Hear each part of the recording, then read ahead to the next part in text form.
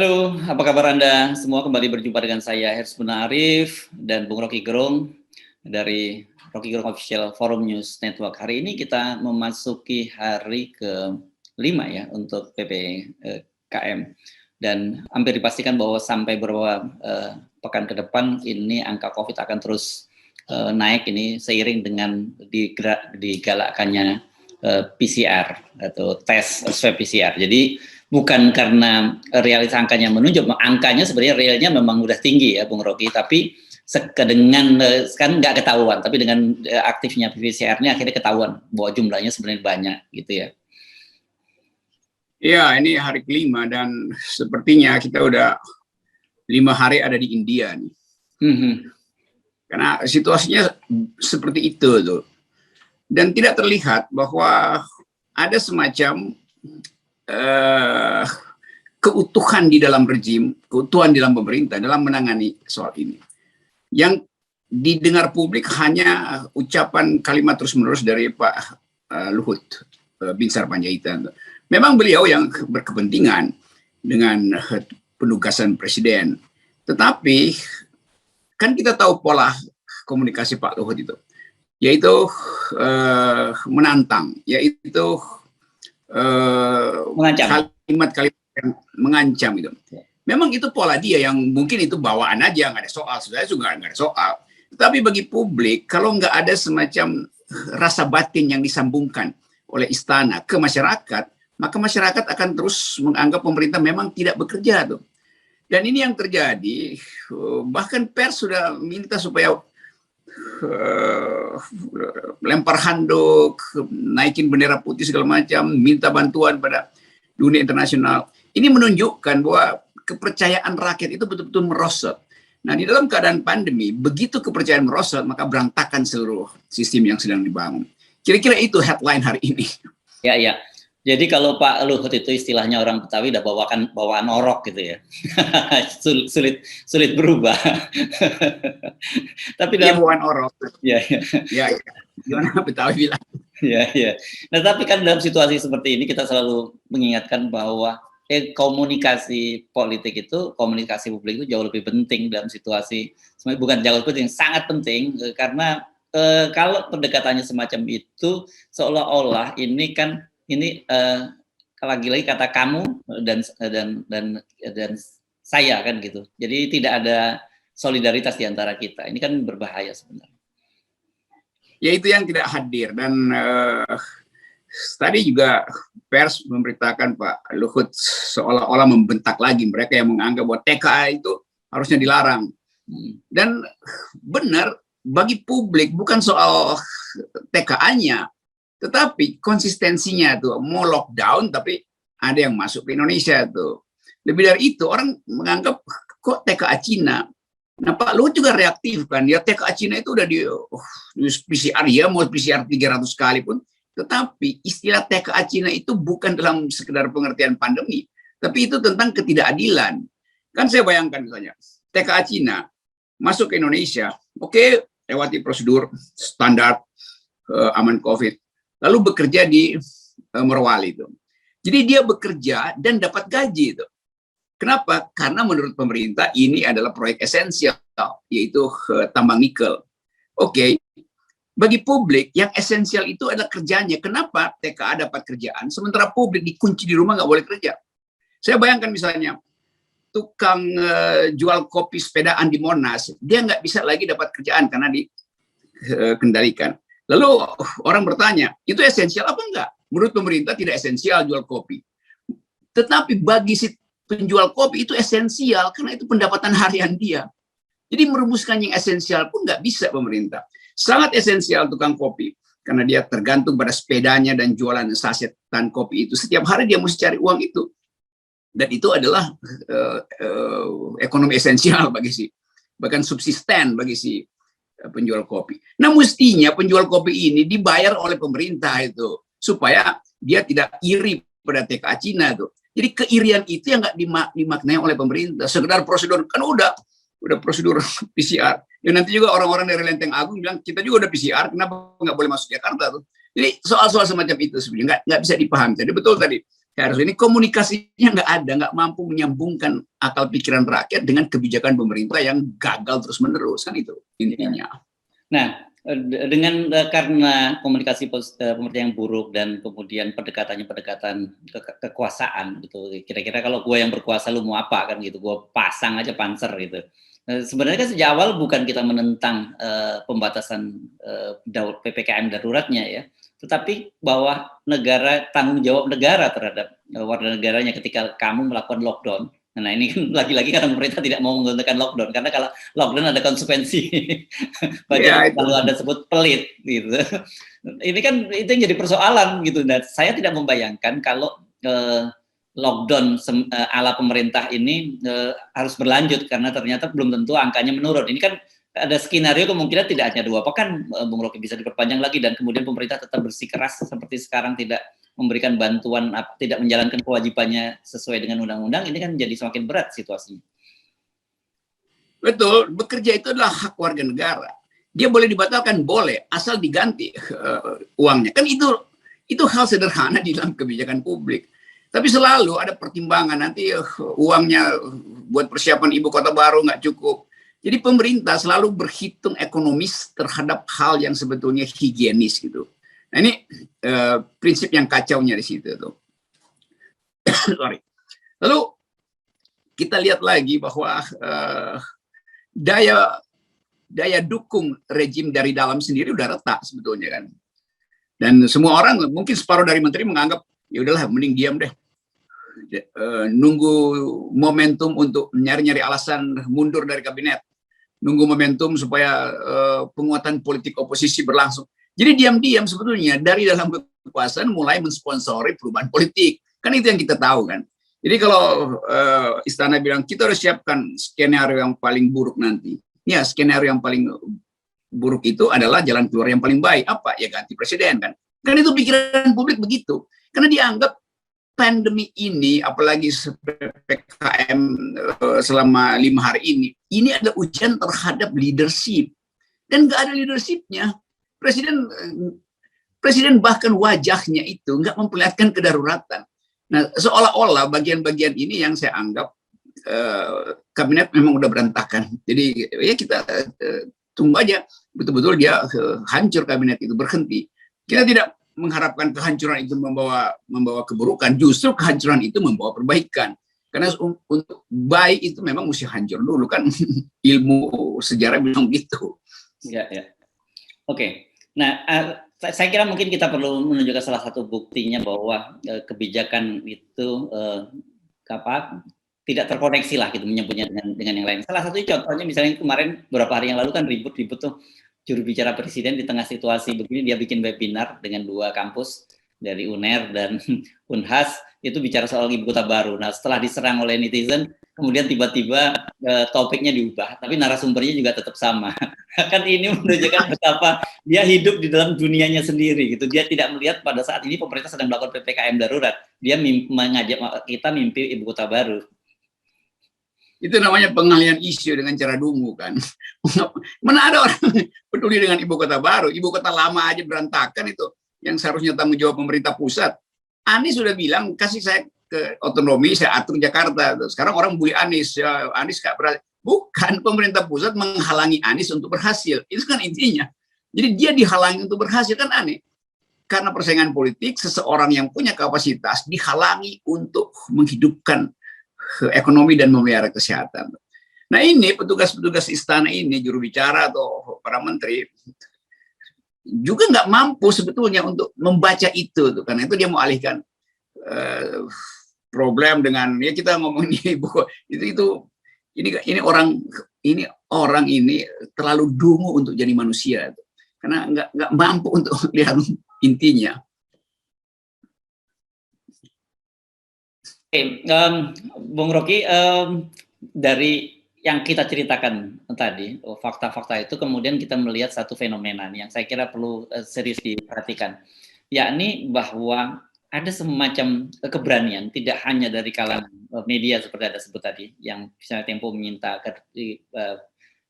kibarkan bendera putih, kemudian mahasiswa juga sudah mulai menyerukan agar Presiden Jokowi mundur. karena dianggap gagal total. Nah, kemarin juga jadi trending topik tuh. Ini netizen meminta Presiden Jokowi untuk menyerah lah. Nah, fenomena-fenomena ini kan menunjukkan bahwa sebenarnya pemerintah sekarang sudah kehilangan ya. Bukan hanya kepercayaan saya kira ya, tapi kehilangan wibawanya juga yang hilang nih Bung Rocky. Betul, jadi wibawa otoritasnya itu dasarnya adalah wibawa. Wibawa itu dasarnya adalah kepercayaan publik. Jadi 100 juru bicara diganti dengan kalimat yang makin lama makin ajaib itu, nggak ada orang yang percaya. Ini keadaan kita loh. Tadi malam saya masih dengan BEM, ya BEM separuh Indonesia tuh, ada 20 barangkali itu yang diorganisir oleh kawan-kawan dari HMI itu. Dan ini mahasiswa mengerti bahwa keadaan sekarang ini bukan sekedar soal strategi pembangunan atau macam-macam istilah yang jargon-jargon istana, tapi soal leadership. Nah, saya lihat dari malam itu bagus sekali, mahasiswa yang ngomong, lalu seniornya, dosen, banyak profesor di situ, yang jadi pengulas. Jadi, dan dosen-dosen ini mungkin karena grup HMI yang bagus-bagus otaknya tuh, menganggap bahwa saat ini adalah momentumnya ada tuh. Lalu saya bilang, iya momentumnya itu harus ditandai dengan satu monumen. Nah, BEM itu adalah monumen sekarang yang dipercaya publik ketimbang istana, ketimbang kabinet, ketimbang DPR segala macam. Dan rakyat menganggap benar bahwa mahasiswa akhirnya harus mengambil alih tanggung jawab untuk menyelamatkan bangsa. Jadi kita sekarang ada di dalam situasi yang betul-betul drastis. Merosotnya otoritas tadi, kewibawaan itu drastis terjadi. Karena langsung diambil alih balancing oleh kaum intelektual. Nah, sekarang pulih lagi otoritas dari kaum intelektual, dan itu berita baik sebetulnya bagi demokrasi dan bagi masa depan Indonesia. Nah, ini kalau teman-teman HMI sudah melakukan kritik, apalagi itu secara meluas, ini sangat menarik, karena kan kita ingat kemarin Presiden Jokowi pada Kongres HMI menyatakan bahwa kabinet dia itu dipenuhi oleh kader HMI. Nah, sekarang kader HMI sudah mulai melakukan kritik terbuka kepada Presiden Jokowi. Ya, itu sebetulnya intinya bahwa kader HMI yang di birokrasi juga banyak betul menganggap bahwa ya sudah, mari kita sama-sama minta Presiden untuk lempar handuk gitu. Sebetulnya itu intinya. Nah, Presiden mestinya baca itu, bahwa dia dulu didukung oleh HMI yang diakui sendiri. Nah, sekarang HMI menganggap bahwa tidak penting lagi mendukung pemerintah. Sebetulnya itu intinya tuh, dan kalangan mahasiswa juga menganggap hal yang sama. Tapi nanti ada buzzer bilang dasar HMI, bukan HMI. Kemarin di dalam diskusi itu tadi malam itu, tokoh-tokoh BEM yang memang kebanyakan HMI termasuk Leon itu bagus betul, dia bilang bahwa kami BEM, saya HMI, tapi saya punya otonomi etika itu, otonomi etis, otonomi organisasi yang nggak mungkin dikendalikan oleh siapapun. Jadi saya mendorong agar supaya politik mahasiswa diajukan sebagai politik alternatif. Dan kita semua tidak ingin menunggangi mahasiswa, kita ingin ditunggangi oleh gerakan mahasiswa. Karena itu adalah gerakan etik. Ya, jadi artinya sekarang kalau kita lihat hampir semua elemen ya. Kalau dulu kan kita memang terlihat ada semacam pembelahan, itu kerasa sekali ya, Bung Rocky, dan kita lihat sekarang ini kelihatannya mulai mencair ya pembelahan itu, karena didorong oleh fakta-fakta, oleh realitas politik saat ini ya, bahwa pemerintah tidak mampu. Jadi artinya banyak orang yang semula juga berada di gerbang kekuasaan sekarang mulai beralih melihat bahwa memang ada problem serius pada kekuasaan kita saat ini. Ya, itu terbuka akhirnya soal ketidakadilan. Orang mungkin terlalu detail untuk membaca bagaimana anggaran itu sebetulnya dipermainkan, diirit-irit, bukan diirit sebetulnya, di istilahnya apa, ya pelit aja pemerintah terhadap rakyat itu, sementara terhadap oligarki sangat royal gitu. Jadi kemampuan rakyat untuk memahami politik itu tidak lagi memerlukan data, karena langsung terlihat. Wajah pemerintah yang pucat pasi langsung terlihat. Kita nggak dengar lagi Pak Mahfud mau ngomong apa, Ibu Sri Mulyani mau ngomong apa tuh, Erick Thohir mau ngomong apa tuh. Karena semuanya pucat sebetulnya. Jadi keadaan pucat pasi ini yang memperlihatkan bahwa bukan perubahan yang drastis dalam waktu yang dekat. Supaya kesehatan psikis kita juga muncul. Harapan itu hanya muncul kalau ada peluang untuk menghasilkan perubahan kekuasaan atau perubahan komposisi pemerintah hari ini, itu yang diinginkan. Jadi kita bisa bermain-main dengan kami tahu apa yang terbaik. Iya, tapi rakyat anggap keahlian itu terburuk. Ngapain ngajarin yang terbaik?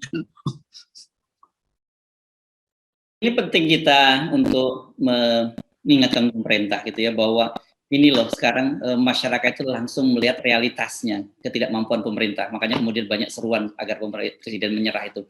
Karena saya kira bukan hanya oposisi, tapi sekarang pendukung Presiden Jokowi itu sekarang sudah mulai banyak, ada yang keluarganya meninggal dunia karena tidak COVID, ada yang kena COVID dan tidak kebagian rumah sakit dan sebagainya. Dan mereka melihat langsung sekarang yang selama ini coba ditutup-tutupi oleh buzzer itu, sekarang mereka lihat di depan mata sendiri. Ya, dan catatan pers, koran Tempo tadi membuat catatan yang bagus tentang penanganan COVID yang dari 2020 sebetulnya berantakan itu. Pemerintah denial terus, dan itu dengan mudah untuk diakses oleh publik dan melihat bahwa ya udah, memang kalau kita lihat algoritma penanganan COVID memang buruk, jadi memang nggak ada leadership. Kalau nggak ada leadership, maka jalan keluarnya bukan PPKM darurat, tetapi batalkan kekuasaan yang sekarang tuh. Itu logikanya begitu. Tentu bisa dihitung apakah nanti sulit secara konstitusional atau secara enggak, ini hal yang biasa aja tuh. Membatalkan kekuasaan itu hal yang biasa. Kan ganti kekuasaan di tengah jalan juga itu biasa kan. Kan ada mobil yang mobilnya masih bagus, iya, tapi tiba-tiba bannya kena paku di tengah jalan, kempes mau diapain gitu. Ya ganti bannya aja kan. Kan ini soalnya tuh. Jadi nggak usah terlalu cemas di kekuasaan atau kabinet. Ya berupaya aja untuk memahami bahwa rakyat tidak lagi menghendaki kekuasaan ini. Jadi itu sebetulnya pesannya jelas itu. Tidak dikehendaki. Bukan memusuhi, memang tidak dikehendaki. Apa bedanya itu antara tidak dikehendaki dengan memusuhi? Kalau memusuhi, kita seolah-olah mencari-cari kesalahan dia tuh. Ya. Bagi rakyat udah nggak perlu dicari kesalahan lagi. Mau diterangin dengan apapun, rakyat bilang, oh iya, walaupun Anda bilang baik, tapi kita tidak kehendaki loh. Itu sama seperti orang jualan, ditawarin ini diskon segala, iya, tapi saya nggak perlu. Ngapain itu? Sama juga itu. Jadi pemerintah sekarang mau pakai marketer apapun, ya kita nggak perlu. Ngapain? Ya. Nah, tapi saya khawatirnya ini sampai hari ini tidak menyadari, karena seperti Anda tadi sebutkan, kalau Anda mengamati gestur dan ekspresi dari Pak Jokowi sendiri kan kelihatannya memang seperti Anda sebutkan, beliau tidak menyadari realitas bahwa negara ini terutama kesehatannya hampir kolaps. Bukan hampir kolaps, sudah kolaps. Sudah kolaps. Ya. Karena dia nggak bisa bikin perbandingan dengan keadaan di luar. Kan dia dikepung aja oleh 3 orang di istana kan. Pak Jokowi gini, ini harus gini, kita siapin PPKM darurat. Nanti Pak Jokowi ngomong bahwa kita punya kemampuan untuk atasi. Luar negeri lagi mau tolong tapi kita masih mampu. Jadi Jokowi itu kayak dia di lockdown sebetulnya oleh kebijakan di sekitar dia. Betul-betul dia nggak paham tuh. Nggak ada semacam sense of leadership untuk bilang, oke, saya atasi semua ini. Hanya boleh dengar saya tuh. Dia nggak mampu bilang begitu. Karena begitu dia bilang begitu, pembisik yang lain bilang nggak begitu Pak kalimatnya. Dia ganti kalimatnya, pembisik bilang sodorin 3 lembar data yang sebetulnya juga ngaco, Tuan. Jadi keadaan itu yang membuat kita anggap ya udah kita nggak perlu lagi kan. Ya. Jadi apa yang terjadi? Ya, rakyat nggak memerlukan lagi pemerintah. Dan pemerintah itu ada kepala negaranya, kepala pemerintah itu presiden. Itu diucapin oleh rakyat diam-diam sebetulnya. Jadi WA Group itu begitu beredarnya. Bukan kita komporin, kita justru dikomporin mak-mak. Ya, kita hanya membaca media, bahwa media sudah meminta Pak Jokowi untuk kibarkan bendera putih. Mahasiswa juga minta agar presiden yang dinilai gagal mengundurkan diri. Terus kemudian ada juga netizen yang minta presiden untuk menyerah. Wah, kalau kita baca di media sosial itu lebih parah lagi, karena PPKM itu singkatannya jadi macam-macam. Saya nggak tega membacakan satu persatu tuh singkatan PPKM yang di media sosial, Bung Rocky. Iya, saya baca itu, tapi saya mungkin lebih sopan kalau saya usulkan PPKM itu petugas partai ke kapan mundur, petugas partai aja. Iya. Karena petugas partai banyak kan, jadi tugasnya partai. Ya, kita cuma ngomong ya kalau kemudian yang lain merasa tersinggung sebagai petugas partai itu urusan mereka masing-masing gitu ya, Bung Rocky. Oke, Bung Rocky, saya kira tetap semangat, tetap jangan lupa jaga protokol kesehatan. Ini situasinya sangat memburuk. Kalau Anda terpapar COVID itu bukan hanya menyusahkan diri sendiri dan keluarga Anda, tapi juga menyusahkan para tenaga kesehatan yang sekarang ini juga kolaps juga. Ya, saya tetap menghimbau netizen, lakukan apa yang bisa kita lakukan sesegera mungkin, yaitu jauhi kerumunan, tinggal di rumah, pakai masker. Dan seperti biasa, kita katakan pada pemerintah, cepat-cepat lakukan konsolidasi. Kalau enggak, lakukan PPKM. Silakan singkatannya Anda buat sendiri masing-masing ya. Baik, terima kasih. Sip.